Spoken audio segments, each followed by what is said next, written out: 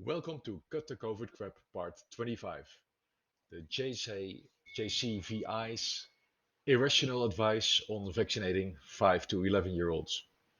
Before starting, first the funny t-shirt of the week, and we're gonna look at the weekly data from the National Health Security Agency in the UK. As usual, page 4, you'll see that 29% of the adult population is not vaccinated. And when you scroll down to page 40, 41, and 42, you can arrive, if you add up all the adult populations, that 10% of the new vaccinations, 10% of the new infections were amongst the non-vaccinated. 17% of the new emergency cases were amongst the non-vaccinated. And 13% of the new deaths were amongst the non-vaccinated. Compare that to 29% of the people, of the adults not being vaccinated, and all those percentages are lower. Does it mean that vaccinations don't work? I'm not saying that. It's just that natural immunity is better. And that relates to the subject I want to talk about, the JCVI. That's the, what does it stand for? The UK's Joint Committee on Vaccination and Immunisation. So, what do they do they put in their press release and in their research document 2 days ago? The committee has advised a non-urgent offer to all 5 to 11-year-olds of 2 doses of the Pfizer biotech pediatric vaccine. The 2 doses should be given with an interval of at least 12 weeks between doses. So they're advising to vaccinate children 5 to 11 year old.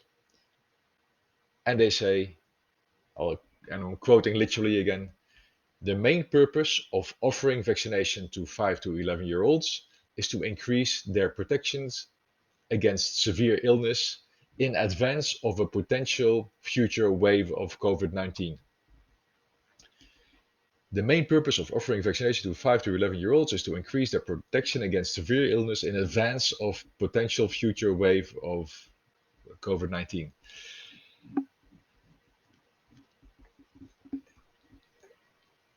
Even the CDC admits that natural immunity is better than vaccination immunity.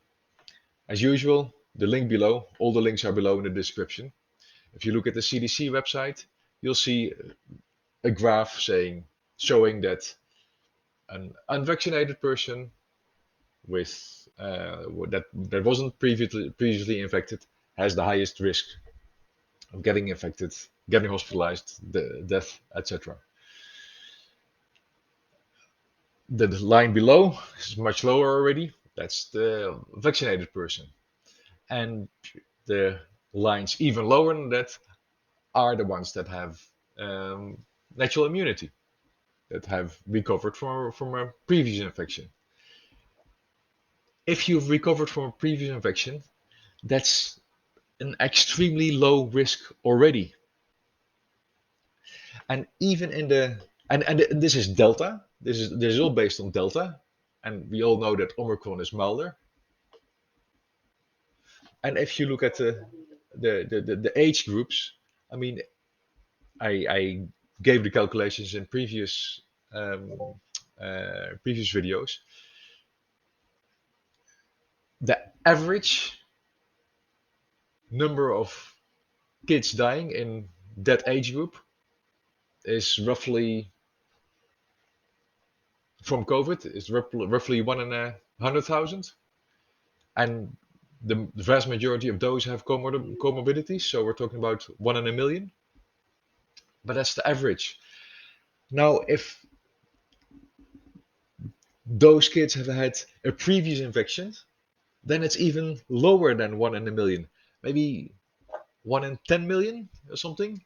One in 10 million healthy kids will die from COVID if they've been infected before. 1 in 10 million. Compare that to the risk of vaccination, and you can all be in denial that there's a zero, and claim that there's a zero risk of vaccination, but there's no zero risk of any vaccination. And also, I showed in previous videos, and I had all the links, and I'll make one below again in the description section of the most recent one that I think is credible, the Toronto studies, showing that 1 in 2,000 to 1 in 5,000 boys will develop myocarditis after COVID vaccination. It depends on the type of vaccination. It depends on the interval. Most myocarditis cases come after the second dose. Anyway, we're talking about 1 in 2,000 to 1 in 5,000, likely underreported in the VAERS system or in the yellow card system in the UK. Anyway, what you can also find in the UK data, in the Office of National Statistics publishes that, is that in the age group 8 to 11-year-olds, the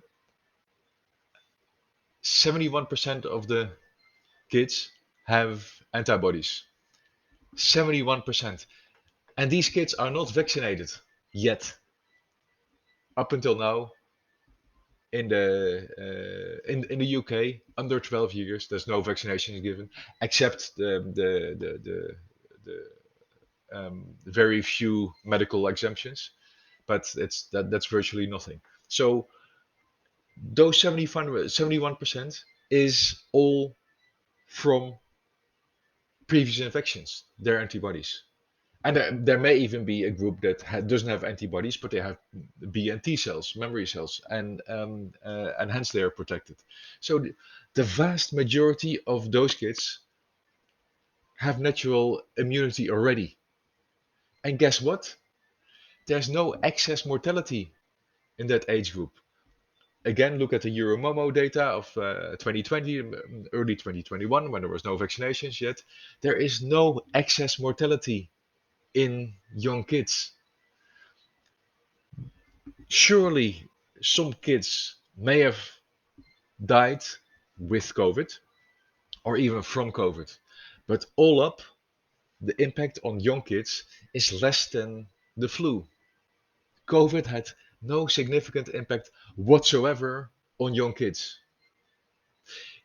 Combine that with the fact that the vast majority of kids have natural immunity already, and even in this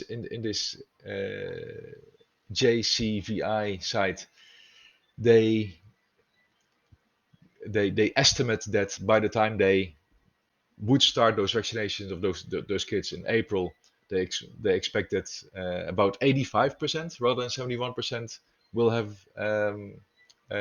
natural immunity, antibodies from natural immunity. 85% already. What is the extra advantage of vaccinating those kids? It doesn't make sense. It doesn't make sense. And so we're talking about low death rates already from Delta, and Omicron is more benign. There's less impact, and now they want to start vaccinating that group who have natural immunity already, and it's proven that the added advantage of vaccinating once you have natural immunity already is next to nothing. It's comparing two extremely small numbers. It doesn't make sense. It really doesn't make sense. And on top of that, their estimation of myocarditis is 2 in a million, and they refer to a US study. Um, it's a bit of cherry picking. Again, I'm putting stuff in the description that is published in medical journals, and there you'll see in the order of magnitude of one in a couple of thousand. So 1 in 1,200 is the most extreme one that is reported, but it's one in a couple of thousand for boys, not 2 in 1,000,000. Anyway, do what you want to do with it. But for me, like, think of the reason why you would do it. Do you believe that myocarditis that vaccinations are completely safe? By all means, you have the yeah, of course it's your own decision, but what's the advantage? What's the advantage? I really don't see it. Good luck making your own decision. See you next time.